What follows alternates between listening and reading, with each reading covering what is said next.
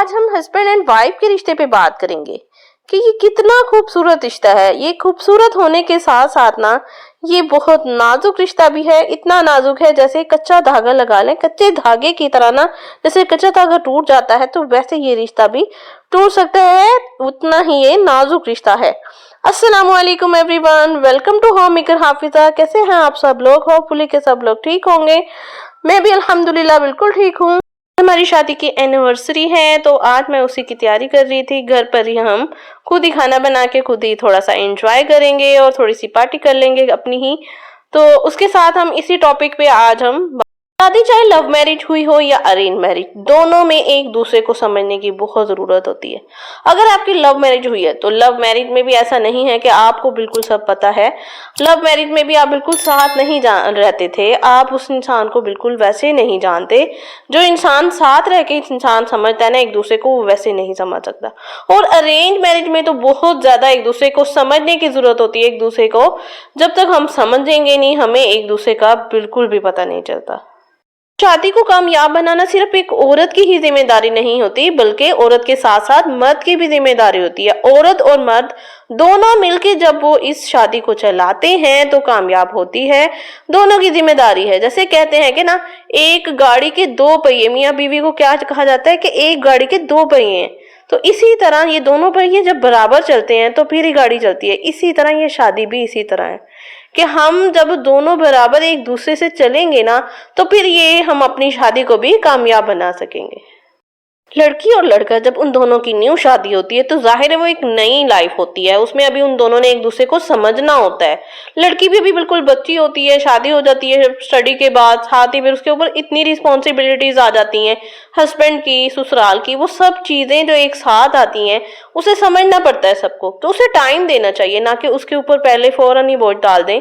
और अगर लड़की को भी टाइम मिला तो लड़की को भी चाहिए कि वो सबको समझ के चले। सबसे पहले तो वो अपने हस्बैंड को समझे कि वो उससे क्या चाहते हैं। जब वो उनको समझ जाएगी ना तो उसकी जिंदगी खुद आसान हो जाएगी। एक लड़की अपने हस्बैंड से क्या चाहती है? इत्मीनान, प्यार, मोहब्बत, तो ये सब चीजें, और उसके साथ सबसे बढ़ के रिस्पेक्ट। जब उसे रिस्पेक्ट और बाकी सब चीजें मिलती हैं, एक हस्बैंड उसकी रिस्पेक्ट करता भी है और अपनी फैमिली के सामने करवाता भी है, तो इससे बढ़ के उसे क्या चाहिए होता है। और इसकी खुशी ना आप उसके फेस पे ही देख सकते हैं कि इससे बढ़ के उसके लिए कोई खुशी, वो सब कुछ अपना कुर्बान कर देती है। अपनी जिंदगी अपने हस्बैंड पे, अपनी फैमिली पे लगा देती है कि उसे सब कुछ ये चीज मिल रही है। एक और अहम बात बताती जाऊं कि मियाँ बीवी में लड़ाई झगड़े तो चलते जाते हैं। सुबह लड़ाई हुई, शाम को सुलह हो गई, या फिर हस्बैंड नाराज हुए या बीवी नाराज, दोनों ने एक दूसरे को मना लिया। ये तो एक आम सी बात है। लेकिन अगर इसमें कोई तीसरा बंदा इन्वॉल्व हो जाए और लड़ाई बढ़ जाए, तीसरा बंदे से क्या मुराद है? आजकल की लड़कियां क्या करती हैं, छोटी सी बात होती नहीं है और अपने मेके फोन किया और जल्दी से अपनी मदर को सब कुछ बता दिया। और एक एक छोटी छोटी बात की खबर देना। उसके साथ हस्बैंड क्या करते हैं कि छोटी से छोटी बात अपने मदर को बता दी या अपनी सिस्टर्स को बता दी। तो इससे क्या होता है? इससे रिश्ता खराब होता है, इससे काम सारा खराब होता है, बात बहुत ज्यादा बढ़ जाती है। और जिसको फिर जाहिर है, जब मियाँ को भी यही चीज होता है कि मेरी बातें वो अपनी बीवी, मेरी बीवी क्यों अपने मेके में बताती है, वो सबसे पहले यही बात लड़ शुरू होती है। और फिर बीवी को भी ये होता है कि ये अपनी बहन और मदर को क्यों बताते हैं, और इससे ही सारा काम खराब होता है। तो आपने कोशिश यही करनी है कि कभी भी कोई भी मसला हो तो उस लड़ाई को खुद ही सॉल्व कर लेना है। किसी दूसरे तीसरे बंदे के तक ये बात जानी ही नहीं चाहिए। रिश्ते की यही तो बात है कि लड़ाइयां होती रहती हैं, लेकिन लड़ाइयों में ना हमने अना नहीं आने देनी।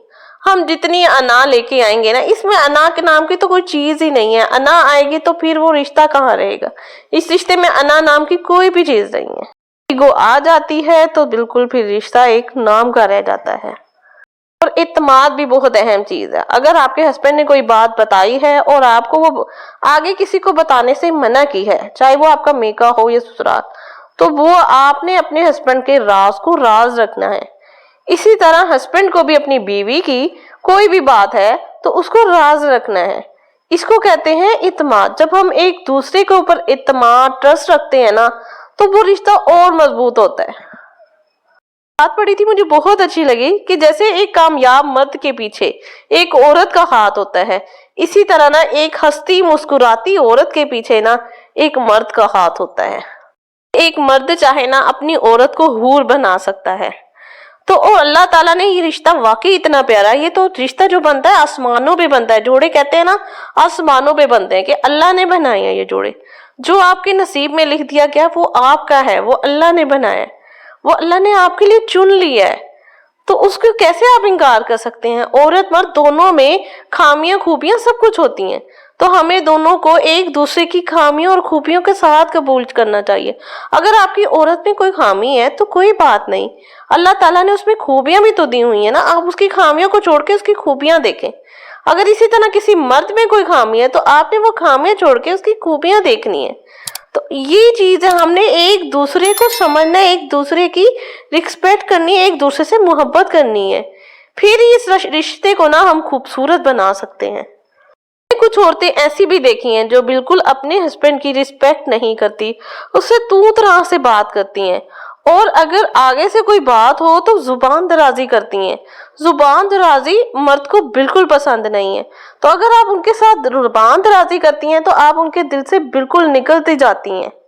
زبان درازی سے آگے سے آپ اپنی رسپیکٹ ختم کر دیتی ہیں. اگر مرد غصے میں ہے نا تو آپ کو چاہیے کہ آپ خاموش ہو جائیں, ان کے آگے سے مت بولیں. ہاں اگر وہ غلط بھی ہیں تو آپ بالکل جب ان کا غصہ ختم ہو جائے تو ہم کو ان کو بتا سکتے ہیں کہ آپ نے مجھے اس طرح کہا ہے, نہ کہ آگے سے بولے. میں نے ہمیشہ اپنی مدر کو دیکھا ہے, ان چیزوں کا مجھے بھی بالکل پتہ نہیں تھا, لیکن اپنی مدر کو دیکھا ہے وہ کیسے میرے بابا کے ساتھ رہتی تھیں, ان کی رسپیکٹ کرتی تھیں, ان کی ہر بات پہ چپ ہو جاتی تھیں. اور آگے سے ہم اگر کہتے بھی تھے نا مما آپ نے وہ کیوں نہیں بات منوائی, تو وہ آگے سے ہمیں سمجھاتی تھی. تو اس چیز کی مجھے سمجھنا تب تو نہیں آتی تھی, لیکن اب شادی کے بعد اب مجھے سمجھ آتی ہے کہ کچھ باتوں پہ نا ہمیں خاموشی اختیار کر لینی چاہیے, بالکل چپ ہو. ان باتوں سے ہماری رسپیکٹ کم نہیں ہوتی بلکہ بڑھتی ہے. اگر آپ چپ ہو جائیں گی تو کل کو وہ بھی سمجھ جائیں گے کہ یہ میری بات پہ چپ ہو جاتی ہے. کل کو وہ بھی آپ سے غصے سے بات نہیں کریں گے بلکہ آپ کی بات کو سمجھیں گے. تو ہوپ فلی آپ کو یہ ویڈیو اچھی لگی ہوگی. انشاءاللہ میں ایسے ہی اچھے ٹاپک لاؤں گی. آپ میری ویڈیو کو لائک کر دیں, اور چینل پر نیو آئے ہیں تو جلدی سے سبسکرائب کر دیں. انشاءاللہ ملتے ہیں نیکسٹ ٹاپک میں. اللہ حافظ.